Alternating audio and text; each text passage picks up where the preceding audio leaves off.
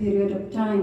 And people are donating in different ways and in very innovative ways. In whatever way they can, they're making a contribution. So my appeal to you from this place of worship where people come together to pray and to be one community is to continue to make your contributions, to donate generously, and to do it in whatever way you feel comfortable doing. So इसमें कोई किसी किस्म की मजबूरी नहीं, कोई NGO, कोई ऐसा जरिया जो आप समझते हैं कि बहुत क्रेडिबल है, रिलायबल है, तो आप उसके लिए काम भी कर सकते हैं, उसमें डोनेट भी कर सकते हैं, उसमें मेडिकल सप्लाईज भी भेज सकते हैं.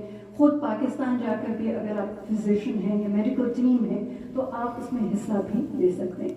One more thing that I want to leave with you is that this is such a massive flood and of such a big magnitude that Pakistan will continue to need your support for a long time to come.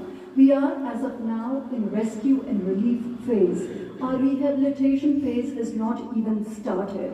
And early estimates suggest that we might need as much as $30 billion to rebuild the infrastructure, to rebuild the homes and everything that has been taken away by the floods. I'm very grateful to you for listening so patiently to me.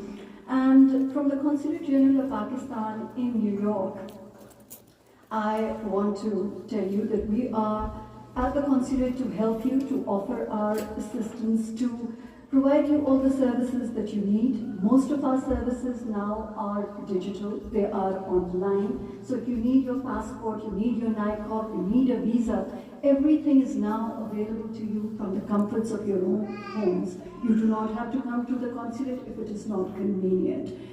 In case you need any information, any assistance in terms of your consular services, Dr. Suhail Muzaffar, Dr. Qadri, and other leaders, our own Allama Sahab, they're all here to help you and guide you. And the doors of the consulate are open for everyone.